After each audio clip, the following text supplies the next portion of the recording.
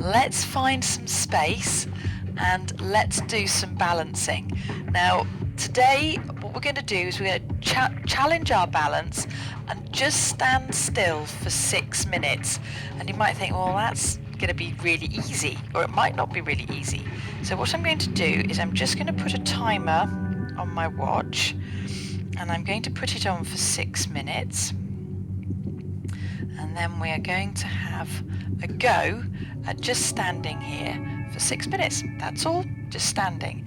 So it might be that you want to be next to the wall, so you can pop your hand on the wall.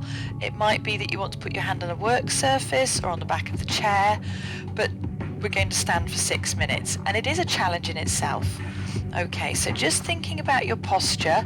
So if you want to just pop your hands on your lower abdominals, think about lengthening the tailbone down. So we're not tucking it under, but just think about length. Pop your hand on your sternum and just think about length here, and just feel that connection through your body as you stand. Okay, so with your knees, try not to lock your knees out. Try and allow them to be active. And we shall do our 6 minutes. So just roll the shoulders back and just think about length through your spine as you stand. So if you'd like to from here, if you want to close your eyes, you can, because that would add an extra challenge to it. And as you're standing, so I have actually closed my eyes. So as you're standing, I want you to notice the 4 points underneath the feet that are onto the floor. So you feel rooted to the floor. So you've got the 2 points across the front of the foot. So that would be 1 point on the ball of your foot, and the other point across the toes, the roots of the toes, to the outside of the foot. So feel that the pressure is the same there. Then take your attention to your heel, and either side of the heel you've got 2 points.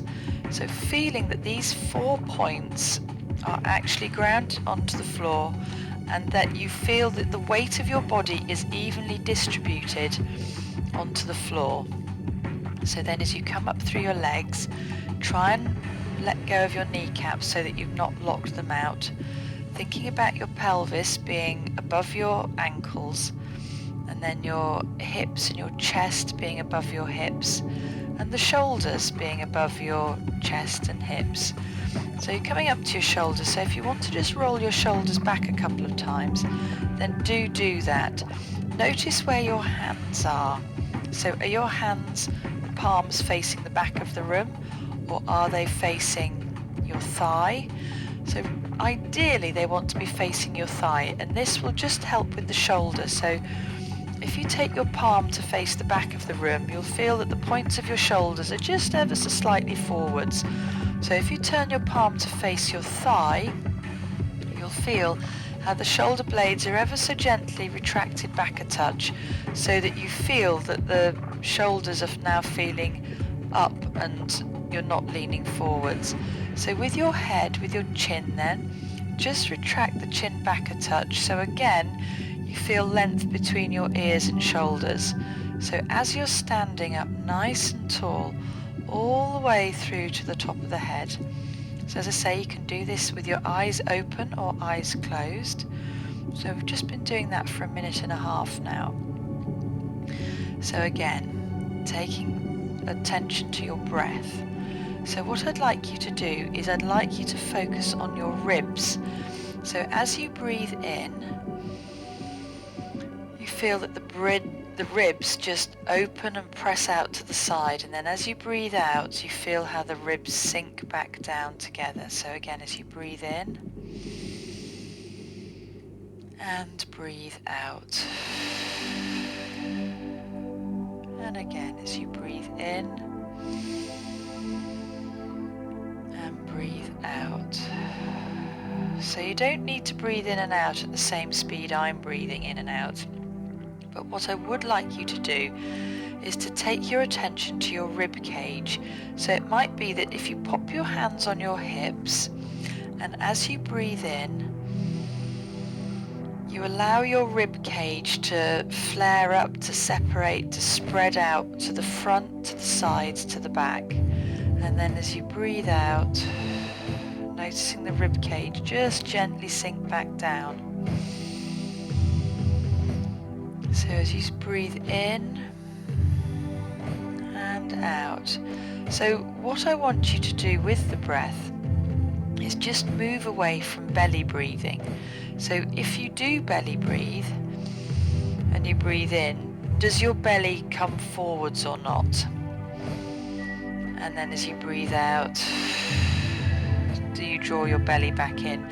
So I just want you to take your attention to that breath and notice if you're a rib breather or a belly breather. And neither way is wrong, but what I would like you to think about, or a point to think about, is obviously we want to improve our pelvic floor tone and our core tone. And if you belly breathe, are you actually pushing pressure down onto your pelvic floor when you breathe in and you let the belly expand? And as you breathe out, so what's going on? Is that belly movement adding extra pressure down onto your pelvic floor? It's just a question. And if you then focus on your rib breathing, is that in turn putting pressure on your pelvic floor?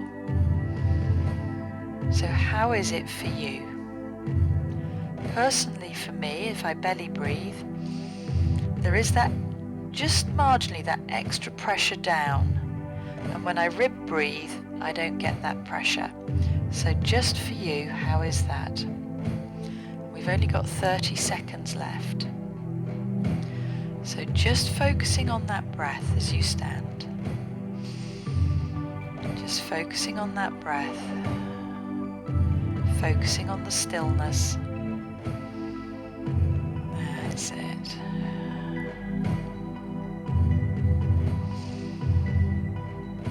And allowing your breath to rise and fall. So that's the end of our 6 minutes. So if you've got your eyes closed, just cross your wrists in front and slowly open your eyes looking down. And if you've already got your eyes open, just look down. And then I want you to swing your arms around and look up. Swing your arms around and look down. And again. That's it. And one more time. Just bring those hands together at the top. Bring them down in front of you. And just say well done to your amazing body for the balance. Well done. Well done, well done. So let's just turn that off. So how was that for you? Were you able to do that balance? Was it easy? Was it not? It would be really lovely to know, so do leave me a comment.